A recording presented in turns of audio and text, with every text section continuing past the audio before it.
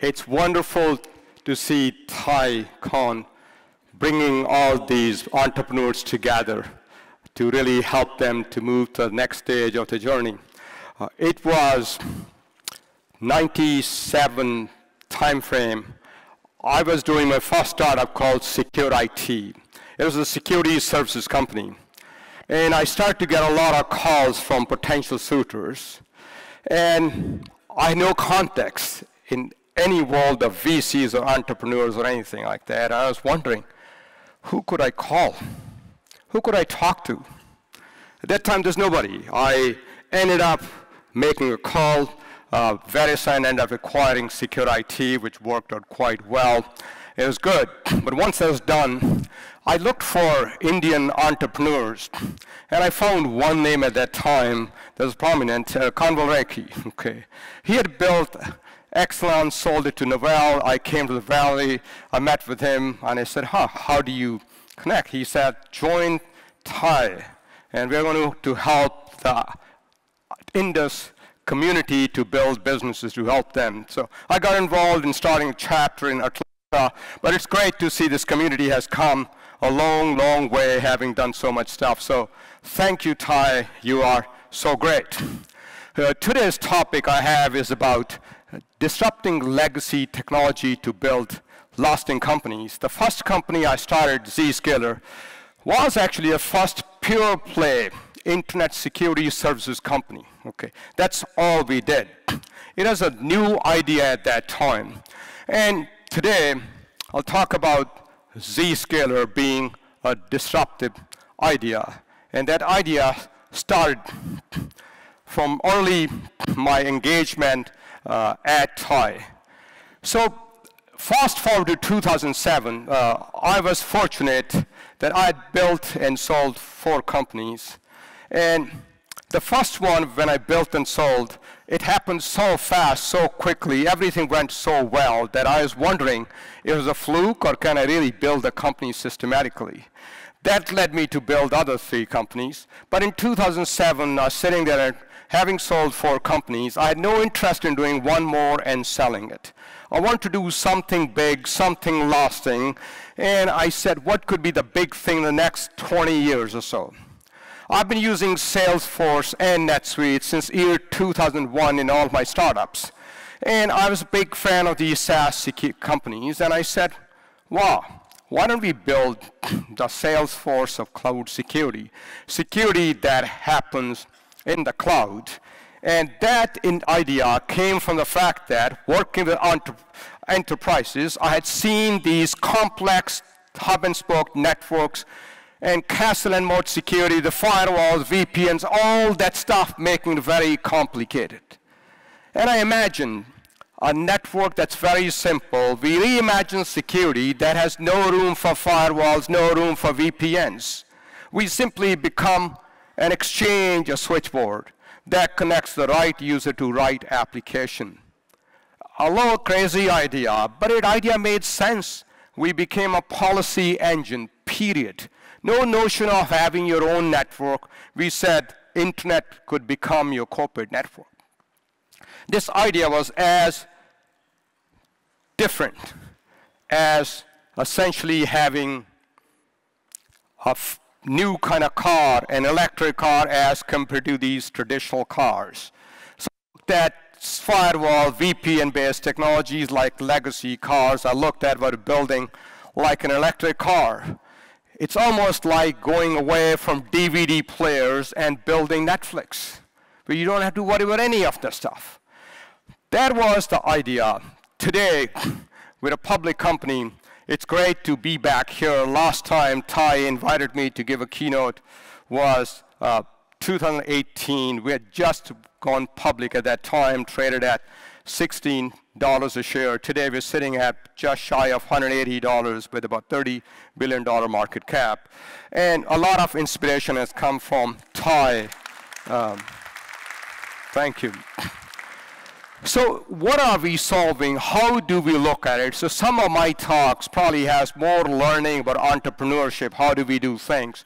I don't claim to know it all, but we all learn from each other, and we improve upon it. I was asked to give a talk to a board of directors of a very large bank in India. And this board of directors started the question with this. She said, Jay, you're sitting in Silicon Valley running the largest cloud security company.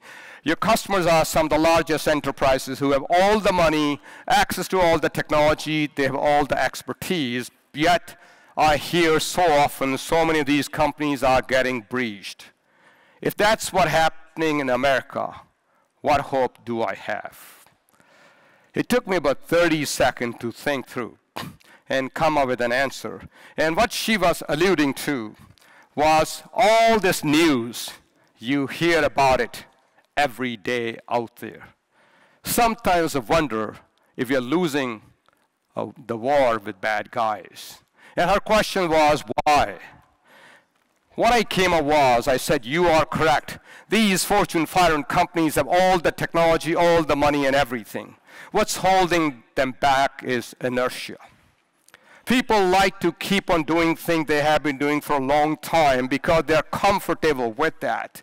If we need to make really significant progress, we need to think about disruptive way of doing things. We need to think about technology that leapfrogs the bad guys.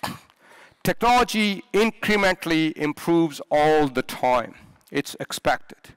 But every 15, 20 years, there is disruptive technology that changes the way things were done before. And that's the kind of stuff that needs to be done when you want to make significant progress. When Salesforce came around, look at where was Siebel system? They dominated everything. It was a disruptive angle to be able to figure out doing a SaaS company that could really make it a lot easier to deploy and manage. You don't have to worry about any of that stuff.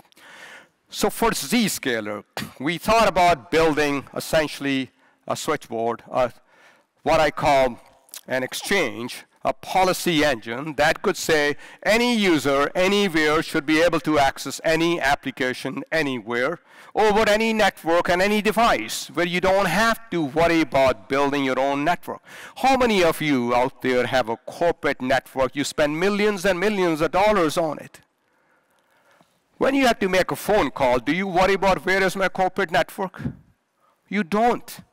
Why should you worry about building a corporate network?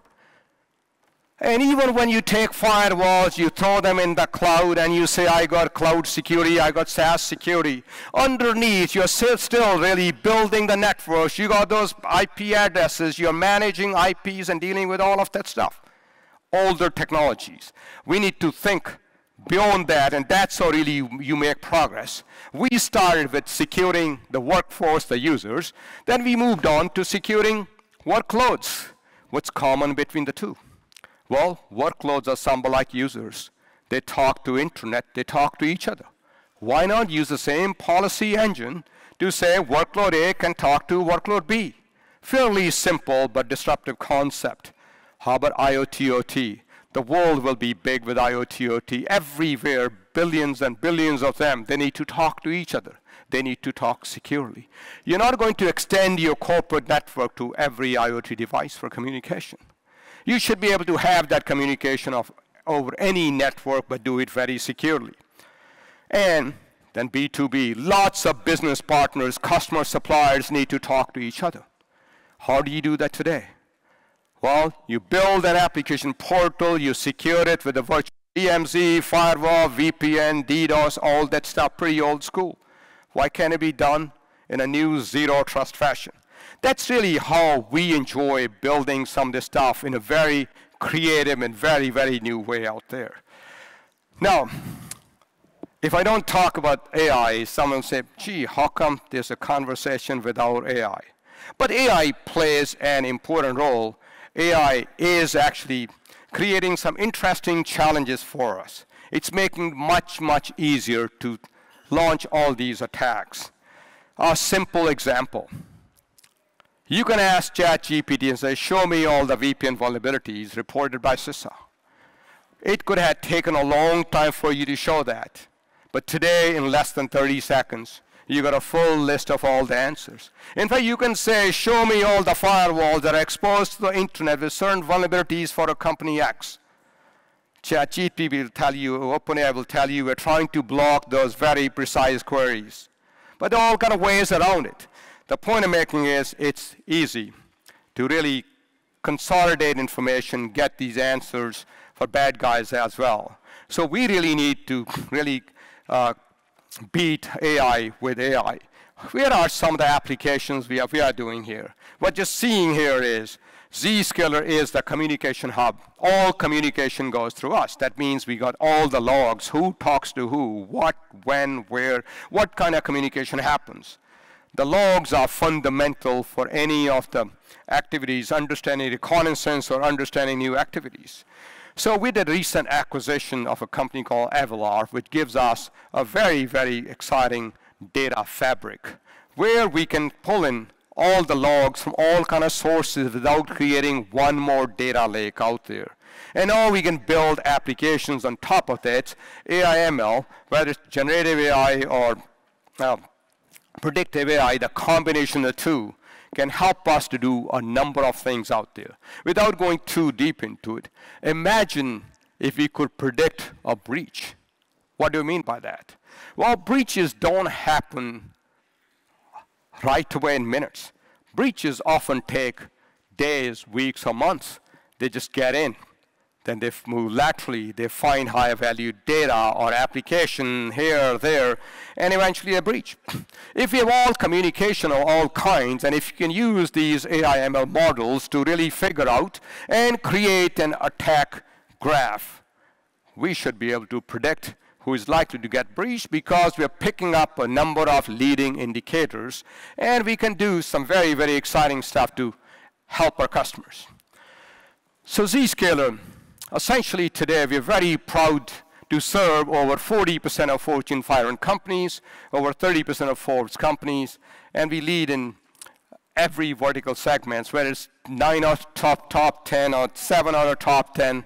We're proud to be securing some of the largest companies out there. It's a big responsibility, but we take it seriously. And I am very proud of the fact that our Net Promoter Score, NPS, is over 70, while a typical SaaS company sits between 30, 35 or so. We've done a good job in growing because of a great architecture, because of a customer obsession being one of the key values, and we just take care of our customers. Now, let's reflect back a little bit, going back from Zscaler back to some of our early days, then I'll talk about some of the lessons we learned and lessons I can share with you. Born and raised in a tiny village in the foothills of the Himalayas in northern India. Sometimes I wonder if my life is real or I'm simply dreaming. Okay. We got electricity after I finished my 8th grade. We got running water after I finished my 10th grade. But for whatever reason, I loved to study. I was a great student. My parents were small-scale farmers, and they taught me all the honesty, integrity, and hard work. With good grades, I got into IITs. IIT BHU played an important role in my life. Thanks to India, IITs were literally free of any tuition at that time. Otherwise, I couldn't have gone to school. And thanks to Tata, where they had a Tata loan scholarship to buy a plane ticket. Otherwise, I wouldn't have made it to the US without a plane ticket. Okay. Went to school in Cincinnati, got my master's, worked for a small startup in Cincinnati doing software development. Just like most Indians did at that time, we came in as engineers. And then, you know, by accident, I moved into the business world. This small company that is software development, our sales engineer one day called sick. And my boss said, you wrote this system. Why can't you do this customer demo? I did the demo, my first demo in my life. It went well, and I was excited. And I said, wow, that is a lot more fun than writing code all day long. Okay. That's when I said, maybe I need to move out of software development. So I called IBM in Cincinnati. I joined IBM. IBM played an important role, the best sales training, and moved me to the world of business, the world of sales. From there, I moved to NCR to do international marketing. I found that I had a flair for marketing and messaging. And from there, I went to Unisys, where I was VP of sales and marketing for the software products group. So I kind of saw the big corporate world out there. But I found that sometimes the big corporate world may be probably a little too slow. And I moved to Atlanta. This is where my startup journey started.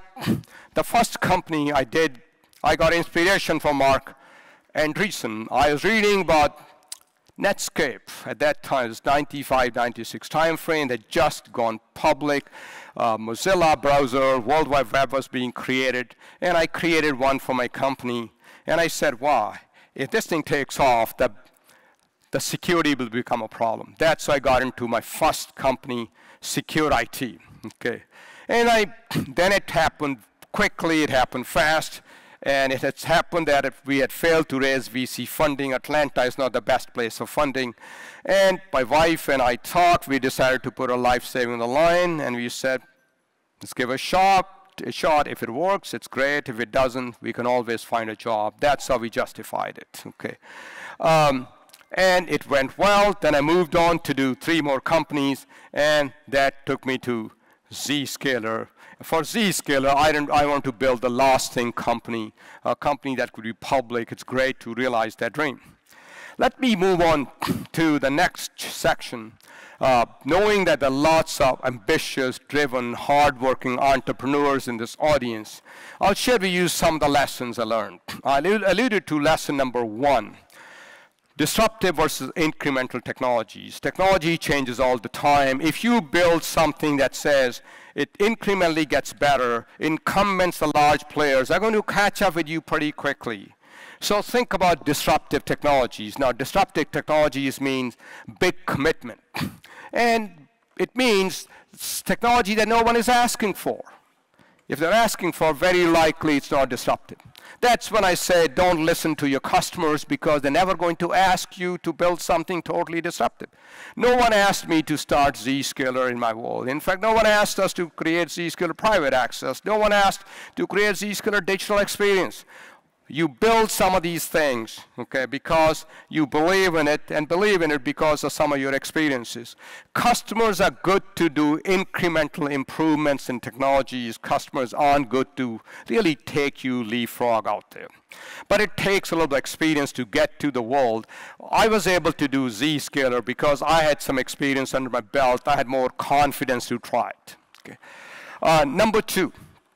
It's all about the team. We all say about it, but really making sure people who are passionate, who are driven, who want to do something, especially the founding team and the early leaders, if they aren't passionate, driven, it's going to fail. If you are trying to do a startup to get rich quick, you'll be very likely disappointed. It's a long journey, takes a long time. Look for people. I look for hungry but rising stars. What's this season? Is experience good? Yes. But experience with less hunger, less desire, less fire is useless. I would go for rising stars who want to prove themselves rather than someone I have done it 3 times and now I want to I only work from 8 to 5, okay, on weekdays. Okay, that doesn't work. I think about large company versus small company. That's an ongoing thing all the time. Okay? You want to think about people who have been there and done it, but think about this way. A sales leader who's running a $10 billion business, do you think he or she can come down and run a $10 million business company? Not really. Okay. Moving from a mansion to an apartment is much harder. Okay. All right. So that's how I think. Okay.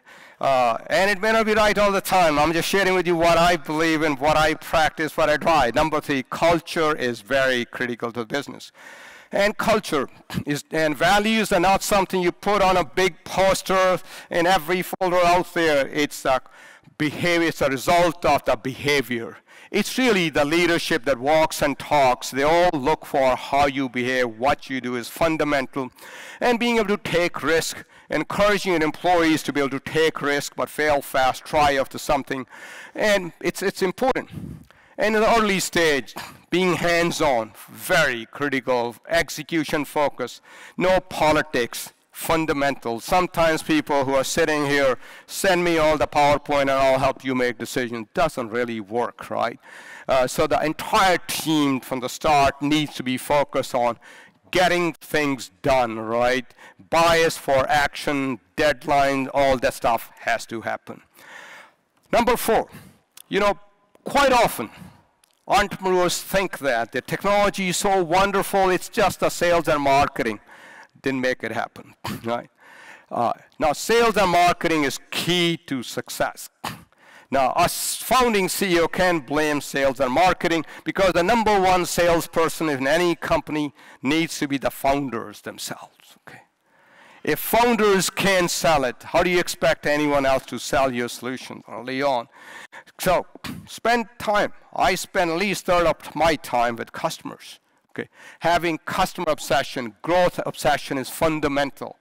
Early stage people say, hey, balanced life, and come on, startups. Balanced life, mediocre people. When you're having so much fun doing this, what do you mean balanced life? You want me to sit on the beach rather than have fun building and talking to customers? Right? That's the mindset you need to be successful, right? As you grow, lots of these large leaders coming from large companies. They want there lots of internal meetings. Every meeting, 10 people want to show up. Let's kill all the internal meetings, right? I generally don't let any internal meetings on my calendar till after lunch. Morning is meant for all customers. Customers, customers, customers. And that's how you start with. If you do that, things happen. Everything starts working out extremely well. Okay. CEO, the buck stops at you. It is a lonely job. Who do you talk to? How often? What do you do? Do you have people who are just friends? So one of the rules I used is hire at least 2/3 of the execs for a new company who you have not worked with before. It's comfortable to work with the same group all the time. But think of what you're missing out there. Every new exec, you may take a chance. And if you got 4 of them, 1 may not work. But if 3 of them work, they open the horizon, they bring some new ideas, new thoughts, they can challenge you. It's a wonderful thing. And you need people who need the leadership team who is really essentially driven. And if they are yes people, you should fire them. All right? Think of it as if there are 2 strong A personalities, if they agree with each other all the time, one of them is not needed. Something is wrong. It doesn't happen that 2 strong people agree with each other all the time. That's when I look at yes people. And as your company grows rapidly, every leader is not going to work out. If you aren't constantly upgrading, you aren't doing your job. Letting people go is hard. It's uncomfortable. Letting leaders go is much, much harder. You need the courage, need the conviction to be able to make those calls and make the change. It's hard, but you do need upgrading constantly. You need to change yourself all along too. I ask my question all the time, what have I done to change myself to deal with a larger company? Those are important things. And as a CEO, sometimes you have to wonder about these things. There's so many parties with vested interest. Is the board really looking for every interest for you? Or some of the board members have vested interests of their own? How do you figure out? Are VCs thinking about you, or are they thinking about having more money in your company because your company is going to get more valuable? Good question to ask. So it's an interesting thing. How do you think about it? I basically think about collecting multiple data points and then use your own gut, make a call, and move on rather than sit on it. So bias for action is needed. Whether it may not be perfect, it's not going to be right, but the worst thing to do is just sit on it. Okay. Raising money or selling the company, right? It gets very interesting. Luckily, I hadn't had to deal with the situation a whole lot. I've been fortunate. I tried to raise money only once for the first time, where I failed to raise it. And I had put my life savings, so after that, I had the freedom to keep on funding it myself, right? But good to really find some of these things when you don't really need it, right? And when I was selling, for example, air defense, I recall, I didn't need to sell it. I kept on saying no. Some of these big companies, they play so many games with you. They will walk away from you and say, sorry, I don't want you. Sitting nervous and say, deal, am I slipping the deal? Those are hard and tough decisions. But generally, if you're in a position of strength, you really don't have to worry about some of the stuff. So don't build a company to sell it, because then you'll be desperate to sell it. Build a company that I can build a company. If it's the right opportunity, you can sell it. But don't get desperate, right? If your mindset is always saying, I got to sell it, you may not be able to make some of the right decisions you should be making. And public company, with a different mindset, different things. Zscaler was done with a very different mindset. We wanted to build a lasting company. We didn't take any shortcuts and the like.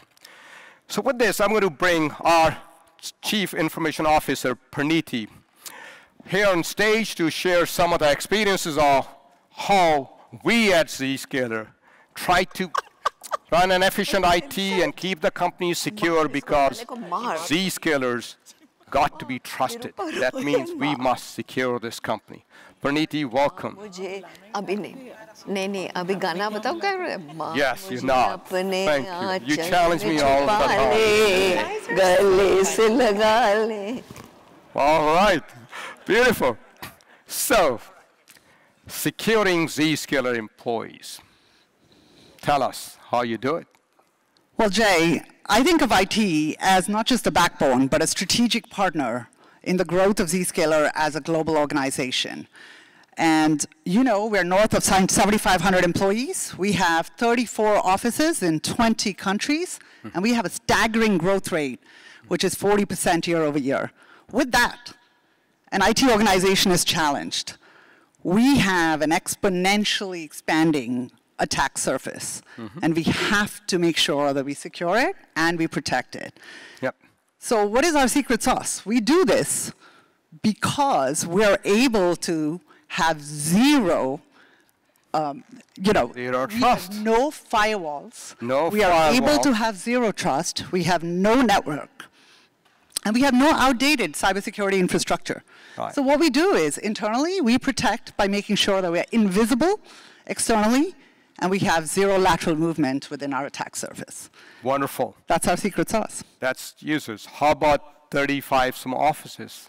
Every typical company has the network connecting everything to everything. Yeah. They spend a lot of money. Your networking budget is gone. Internet is your corporate network. Well, you know, when you talk about branch offices and sales offices, and this is really simple when you're adopting zero trust. We, like I said, we have zero network. What we do is we enforce the same policy on every endpoint that is in our large physical site. So we mirror these policies. So a large physical site, it leverages zero trust in the cloud, maximum protection, and the exact same leverage and benefits are at every endpoint. So it doesn't matter where the user is.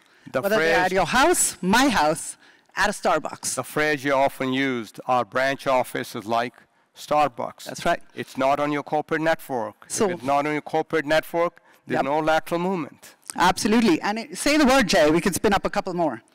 All right. So but let's move on to AI/ML. Sure. We have to worry about it. Oh, yeah. For our company and to secure our customers. Absolutely. Jay, no conversation is complete without AI these days.